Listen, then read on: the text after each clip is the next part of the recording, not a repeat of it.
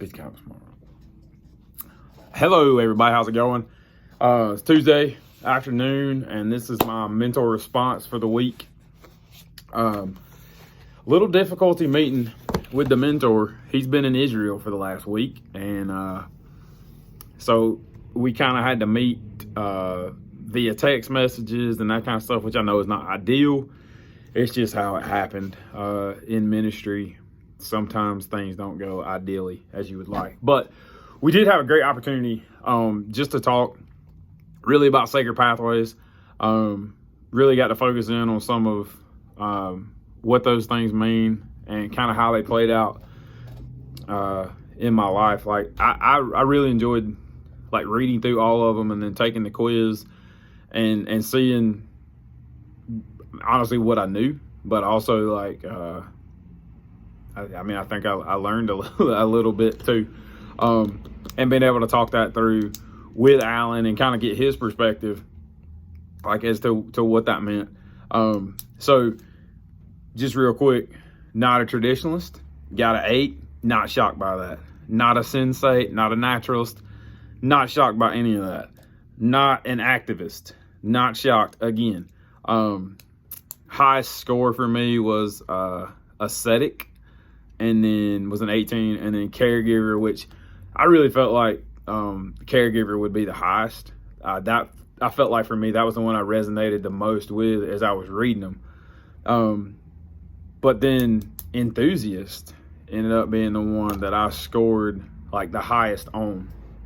And so talking that through with Alan and just kind of looking at like what it means to really be also contemplative and intellectual, also low scores, not shocked by any of that at all. So what that means to be just an enthusiast and what that looks like in my life was pretty interesting. The words celebration and joy are very appealing to me. Was a part of the enthusiast like quiz, and like when I read that, I was like, oh yeah, like this is definitely me. I mean, that's who I am. I mean, I love like seeing people, teenagers, when I was in youth ministry, like get it and like understand like what the Lord is and celebrating that and like looking at what that means in their life. I love the joy of the Lord. I mean, I really do. Like, there's no other way to put it. It's like, I love the joy of the Lord. And so to really read through enthusiast and what it means and to see it, like even Alan was like, yeah, he's like, both totally 100%. I see you as a caregiver. Like, you love people, you love relationships, you love what it is about, what the God, like, what God's created you to be. Like you're good at that. But he was like, at the end of the day, man, like people are drawn to you because of your enthusiasm and because of the joy that you have within you.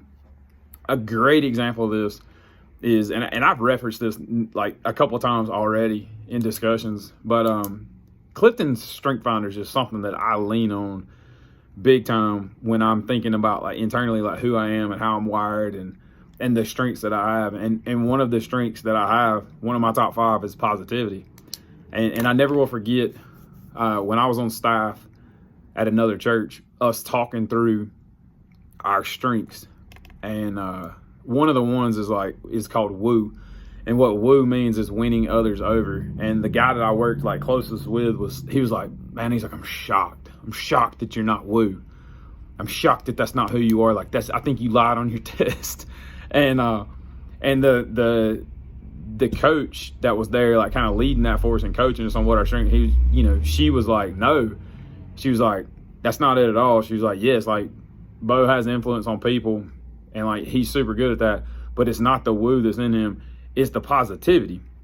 And I think when you look at Clifton Strength Finder's example and definition of like what positivity is, and then when you look at Gary Thomas's examples and definitions of an enthusiast, I think they mesh really well together and kind of go hand in hand in explaining like who I am personally, just in that and what way the Lord has wired me to make an influence at the end of the day for his kingdom. And Alan, like, really, he drove that home with me and really helped me understand that, like, listen, at the end of the day, like, the Lord has wired you to be the guy that is going to high five somebody and jump up and down with them and run through a wall for them at, you know, when the time comes. And, like, that's who you are.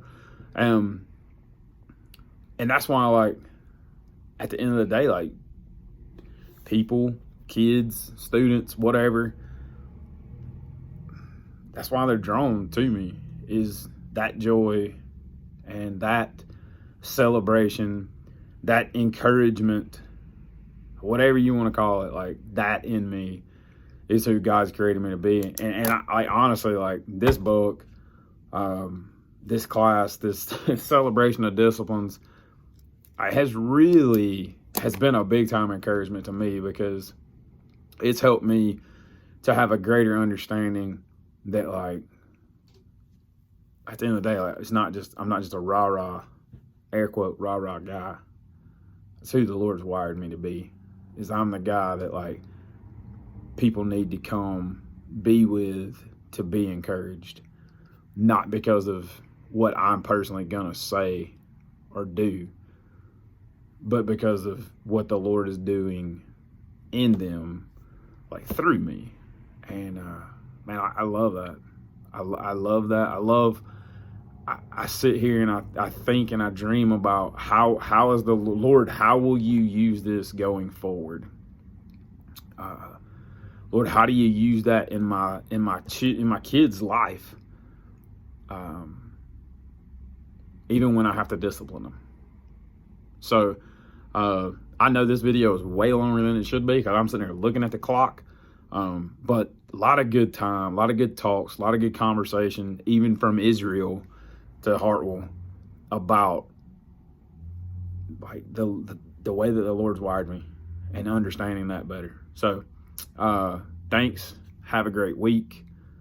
Appreciate everything that's going on so far in this class, man. Awesome.